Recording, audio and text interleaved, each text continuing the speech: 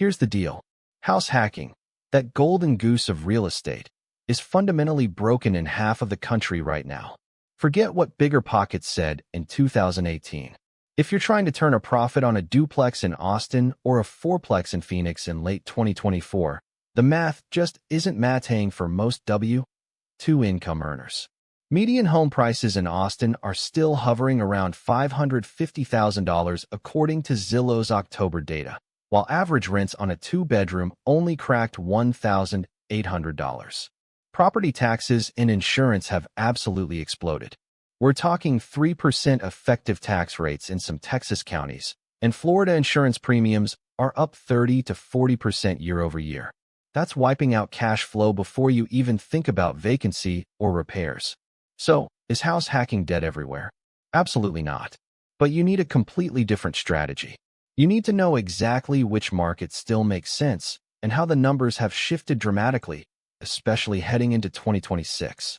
All right, let's talk about the affordability crisis, because if you're feeling the squeeze, you're not alone. The National Association of Realtors recently reported that the median existing home sales price rose 4.8% year over year in April 2024, hitting $407,600. That's a new record high for the month of April. Think about that. And while interest rates have been volatile, hovering around 7% for a 30-year fixed, that's just compounding the problem. Fannie Mae's latest forecast still has rates elevated through the end of 2024. This isn't just a national story. It's playing out in hyper-specific ways in every metro. For instance, in Austin, Texas, once a darling of the pandemic boom, Redfin data shows that while home prices are down roughly 14% from their 2022 peak, the median still sits around $550,000. Affordability, there is still a massive hurdle for first-time buyers.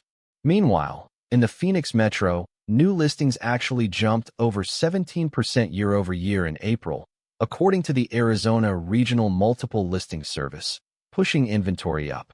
But despite that inventory bump, prices are stubbornly holding, leaving many feeling that familiar generational frustration. How do I even get started? You see, the traditional path of saving for a huge down payment on a single-family home feels increasingly out of reach for many. It's no longer just about interest rates or even the raw purchase price. It's about the total cost of ownership, from property taxes to soaring insurance premiums. We're looking at you, Florida. So, what do you do when the traditional playbook is broken? Well, you adapt. You get creative. You look at strategies that can not only get you into a property, but also significantly offset your housing costs, maybe even putting you on a path to building wealth. And that's exactly what we're diving into today. We're talking about house hacking. Specifically, we're breaking down how it looks on the ground in today's market, in a metro that's seeing some serious shifts. Charlotte, North Carolina. We're going to look at a real-world deal, crunch the numbers, and see if it actually makes sense.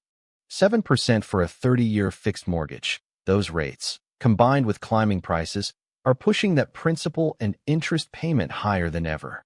So what is house hacking, and why has it become this almost mythical pathway to financial independence? Simply put, it's buying a multi-unit property, a duplex, a triplex, or even a single-family home with an accessory dwelling unit, living in one unit and renting out the others. The idea is that the tenant income covers all or a substantial portion of your mortgage, allowing you to live for free, or at least at a drastically reduced cost.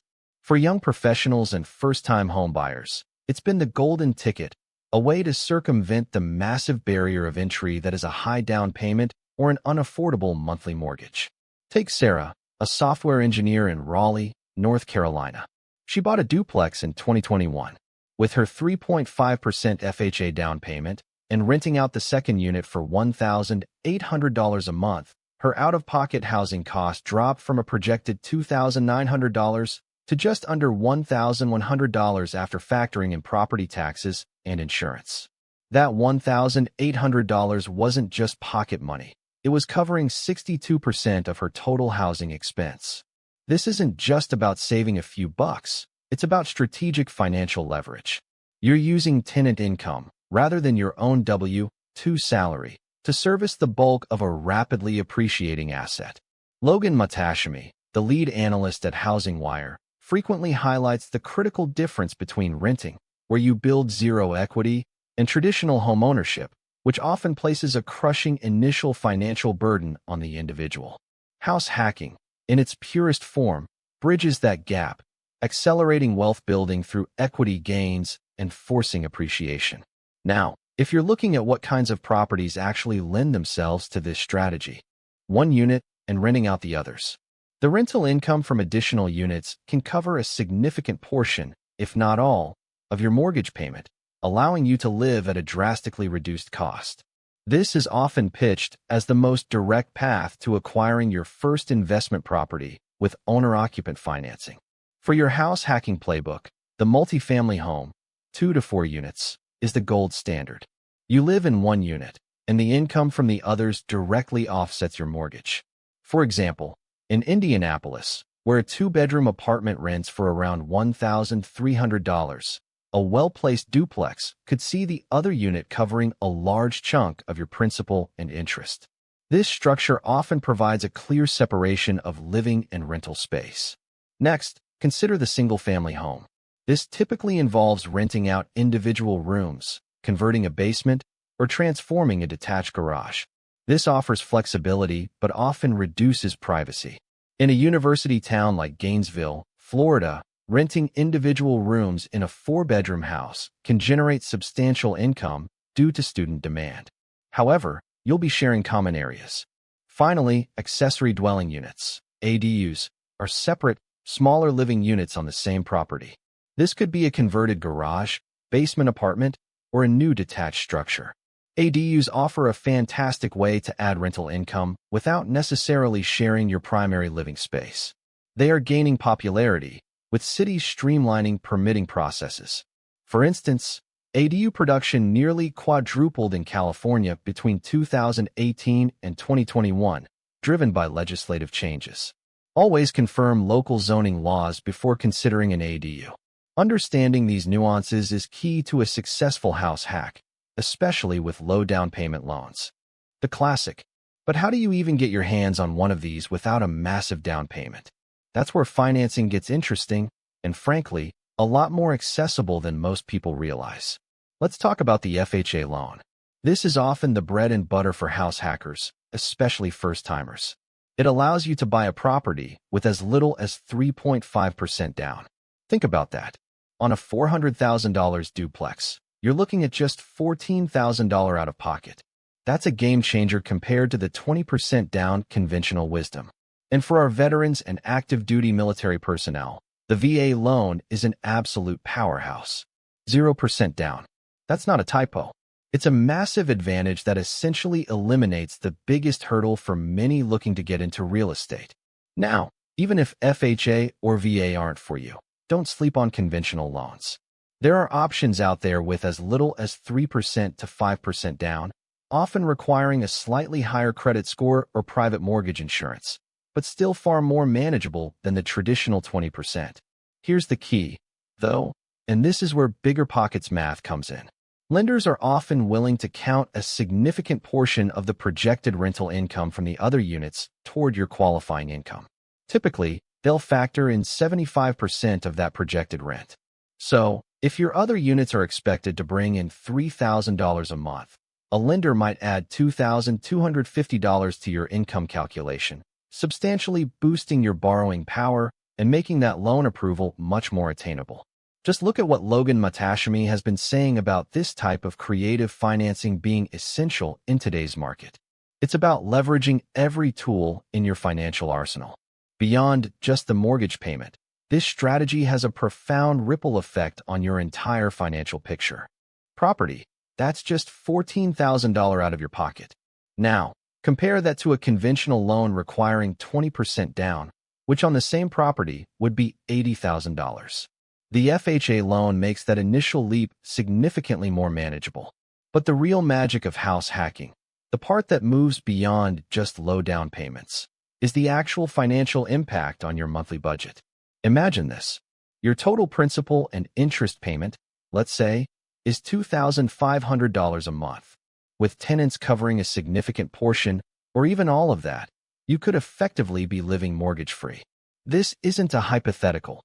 Zillow data consistently shows that in many markets, especially those with high rental demand like Tampa or Nashville, multi-unit rents can offset a majority of owner-occupant costs. Think about what that frees up. If you're saving $2,500 a month on housing, that's $30,000 annually that can be directed towards other financial goals. This accelerated wealth building is a direct consequence.